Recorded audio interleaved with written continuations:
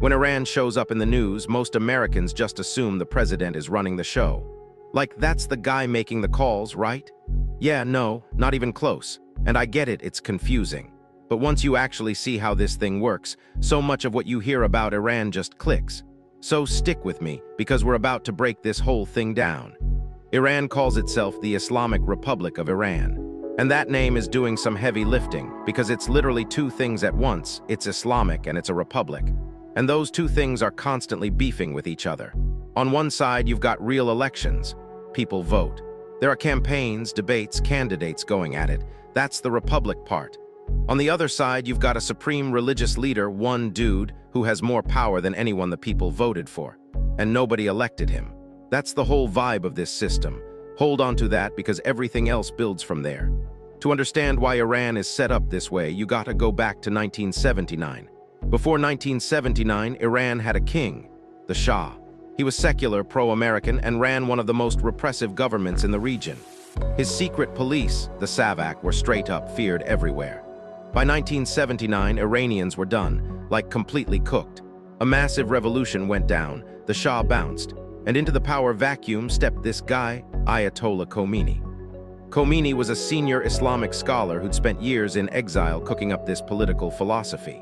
And his whole argument was basically this: Islam isn't just about prayer and fasting. It's a complete system for running a society. And if you're Shia Muslim, which most Iranians are, and the proper religious leadership isn't around, then a qualified Islamic scholar has to step in and govern. He called this velayat-i faqih, guardianship of the Islamic jurist. That idea got written into Iran's constitution, and it's still locked in there today. That's the foundation the whole thing is built on. All right, let's talk about the person at the very top of the food chain, the supreme leader. In Persian, the Rahbar.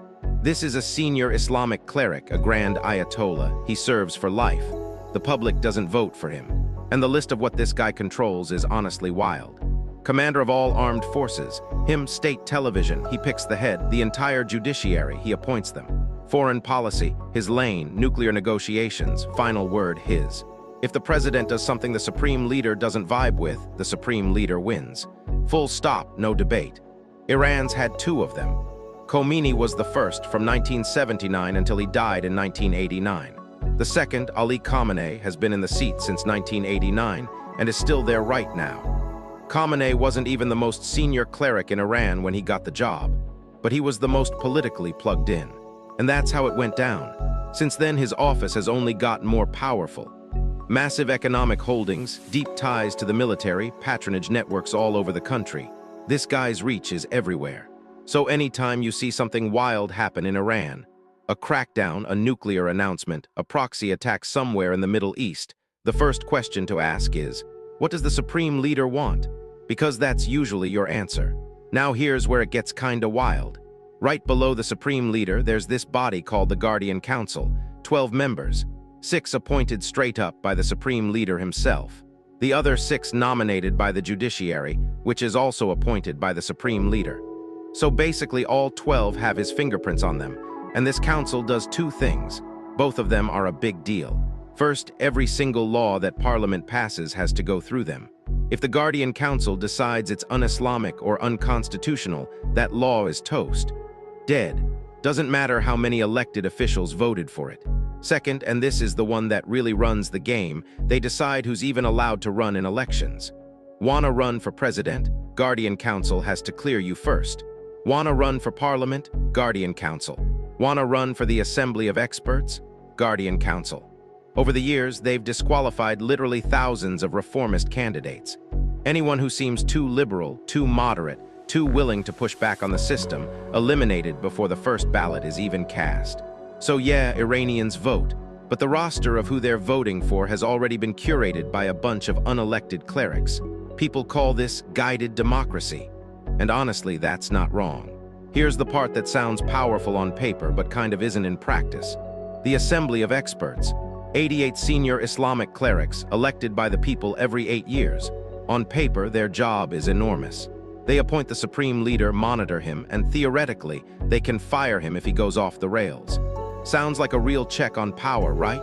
Except, in over 40 years, they have never once seriously challenged a supreme leader. Not once, they just don't do it. And here's the kicker. Candidates for the Assembly of Experts get vetted by the Guardian Council. So the one body that could theoretically hold the Supreme Leader accountable is stacked with people who got through the Supreme Leader's own filter. It's circular and it's not an accident. Okay, the president. The guy we actually hear about on CNN and Fox. The president is real. Elected by popular vote, 4-year terms, 2-term limit. He runs the cabinet, manages the economy, shows up to the UN General Assembly every year. That's all genuinely his job. But he's not the head of state. He can't override the Supreme Leader. He can't change the military chain of command. He can't flip the script on foreign policy if the leader isn't feeling it. Iran's had presidents all across the spectrum. Khatami was a reformist who tried to open things up and basically got stonewalled at every turn. Ahmadinejad was confrontational and hardline and said a bunch of wild stuff on the world stage. Rouhani was a moderate who got the 2015 nuclear deal done, and then watched it blow up when Trump pulled out, and the leader didn't really fight to save it. In 2021, Ebrahim Raisi won, a hardliner very tight with Khamenei. He died in a helicopter crash in May 2024. They held snap elections, and a moderate named Masoud Pezeshkian took over. But here's the pattern that never changes. The president's personality matters for the vibe, for diplomacy, for how Iran handles the economy. But on the big stuff, the nuclear program, the military strategy, whether to crack down on protests, that's the Supreme Leader's call. Every time, you cannot talk about who runs Iran without talking about the IRGC. The Islamic Revolutionary Guard Corps. Americans call them the IRGC. Iranians call them the Sepah. They were created right after the revolution, specifically to protect the Islamic Republic, separate from the regular army, which was seen as too tied to the old regime. Today, the IRGC is basically a state inside a state. They've got their own ground forces, Navy, Air Force, and ballistic missile program. They run something called the Quds Force, an elite unit that manages Iran's relationships with proxy groups across the entire region. Hezbollah in Lebanon, militias in Iraq, the Houthis in Yemen, groups operating in Syria, all of that runs through the Quds Force, and it's not just military. The IRGC has serious business holdings. Construction, telecom, energy, big chunks of Iran's economy flow through companies tied to them. And they answer directly to the Supreme Leader, not the president, not parliament, the leader. A huge chunk of the US sanctions on Iran specifically target the IRGC and its financial networks, because they're baked into so much of the country's economy and political structure. 2 more quick ones before we wrap up. Parliament, they call it the Majlis. 290 elected members. They debate legislation, pass budgets, can question ministers. Real debates happen in there, it's not fake. But every law goes to the Guardian Council for approval. And candidates get filtered before they even make it onto the ballot. So Parliament works inside the system, it doesn't run the system. And when Parliament and the Guardian Council keep clashing over a bill and can't figure it out, it goes to the Expediency Council, another body appointed by the Supreme Leader, to settle the dispute. So even the referee was picked by the guy at the top. Make it make sense. So what is this system actually? It's not a straight-up dictatorship. Elections are real. Political factions genuinely fight it out, hardliners, reformists, pragmatists going at each other in public. That's all real, but everywhere you look there are choke points. The Guardian Council shapes who gets to run. The Supreme Leader commands the military and the courts. The IRGC enforces the whole thing on the ground. The result is a system where elections can shift the tone, the rhetoric, even some domestic policies. But the fundamental power structure doesn't budge no matter who wins. That gap between the democratic parts and the theocratic parts is the engine behind everything you see in the news about Iran.